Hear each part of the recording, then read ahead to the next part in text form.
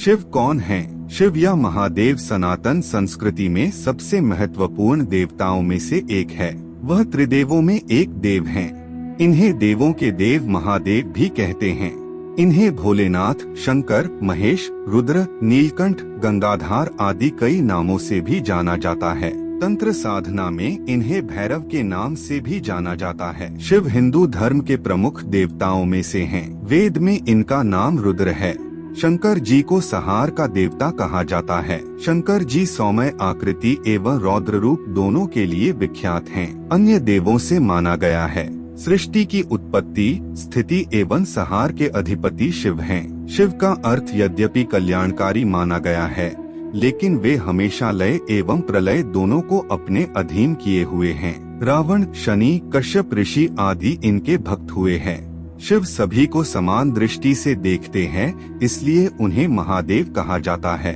पुराणों के अनुसार भोलेनाथ स्वयंभू है, लेकिन भोलेनाथ से जुड़ी की रहस्यमय कथाएं प्रचलित हैं। आइए आपको भगवान शिव से जुड़े कुछ ऐसे रहस्यों के बारे में बताते हैं जो शायद ही लोगों को पता है, लेकिन वीडियो को लाइक करके चैनल को सब्सक्राइब जरूर कर ले। भगवान शिव की उत्पत्ति। भगवान शिव स्वयंभू हैं, लेकिन पुराणों में उनकी उत्पत्ति का विवरण मिलता है। विष्णु पुराण के अनुसार जहां भगवान विष्णु ब्रह्मा जी की नाभि से उत्पन्न हुए, वहीं शिव विष्णु जी के माथे के तेज से उत्पन्न हुए, ऐसा उल्लेख मिलता है। विष्णु पुराण के अनुसार माथे के तेज से उत्पन्न होने के कारण ही शिव शंभु हमेशा योग मुद्रा में रहते हैं। शिव और शंकर एक ही हैं। कुछ पुराणों में भगवान शंकर को शिव इसलिए कहते हैं क्योंकि वे निराकार शिव के समान है।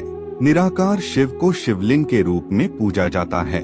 शंकर को हमेशा योगी के रूप में दिखाया जाता है। कई जगह तो शंकर को शिवलिंग का ध्यान करते हुए चित्रित किया गया है। मान्यता है कि महेश, नंदी और महाकाल भगवान शंकर के द्वारपाल हैं और रुद्र देवता शंकर की पंचायत के सदस्य हैं। भगवान शिव से हुई असुरों की उत्पत्ति।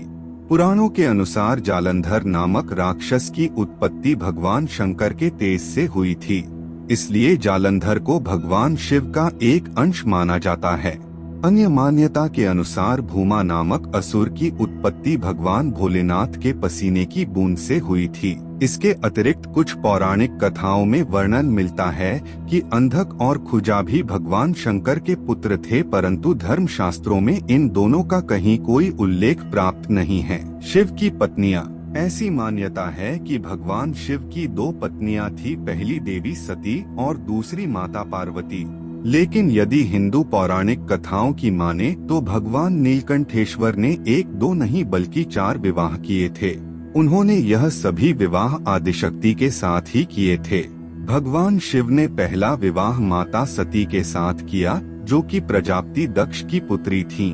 माता सती के पिता द्वारा भगवान शिव का अपमान न सह पाने के कारण उन्होंने अपने प्राणों की आहुति दे दी। इसके बाद हिमालय की पुत्री पार्वती के रूप में जन्मी आदिशक्ति ने भगवान शिव से दूसरा विवाह किया। हमारे धर्म ग्रंथों में भगवान शिव का तीसरी पत्नी देवी उमा को बताया गया है। देवी उमा को भूमि की देवी भी कहा जाता है।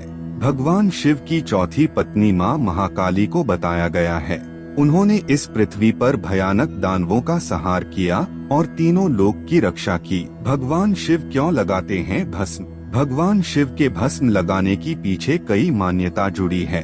धार्मिक मान्यता के अनुसार भगवान शिव को मृत्यु का स्वामी माना गया है, इसी वजह से शव से शिव नाम बना। महादेव के मुताबिक शरीर नश्वर है और इसे एक दिन भस्म की तरह राख हो जाना है। जीवन के इस पड़ाव के सम्मान में शिव जी अपने शरीर पर भस्म लगाते हैं। एक अन्य कथा के अनुसार जब देवी सती ने क्रोध में आकर खुद को अग्नि के हवाले कर दिया था, उस वक्त भगवान शंकर उनका शव लेकर धरती से आकाश तक हर जगह घूमे थे। विष्णु जी से उनकी यह दशा देखी नहीं गई और उन्होंने माता सती के शव को छूकर भस्म में तब्दील कर दिया।